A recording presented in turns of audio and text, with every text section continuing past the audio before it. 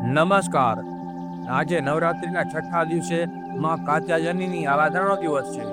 માં કાત્યાયનીની આરાધના કઈ રીતે કરવી એ જાણીએ. આજની વિશેષ પૂજા અવિવાહિત યુવક અને યુવતીઓ માટે ખાસ રહેશે. પહેલા રોજની જેમ ધૂપ દીપ નૈવેદ્ય અર્પણ કરીને વિધિવત પૂજા પૂરી કરવી. ત્યારબાદ નાગરવેલના પાનના પત્તા ઉપર એક ચપટી સફેદ તલમાં મધ મિલાવીને માં કાત્યાયનીને અર્પણ કરવામાં આવે છે. જે અવિવાહિત યુવક અને યુવતીઓ છે જેમના વિવાહમાં વિલંબ થાય છે, એ યુવક અને યુવતીઓએ આ મંત્રનો જાપ 108 વખત કરવો. આ મંત્ર જાપથી માની કૃપાથી તુરંત પરિણામ મળે છે.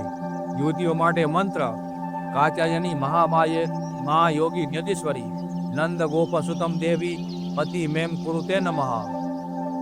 યુવક માટે મંત્ર: પત્ની મનોરમામ દેહી મનોવૃતાનુસારિણીમ તારિણીમ દુર્ગસમ સાર સાગરસ્ય કુળોદ્ભવમ. આ વિશેષ મંત્રથી મા કાત્યાયનીની આરાધના કરવાથી અવશ્ય લાભ થશે.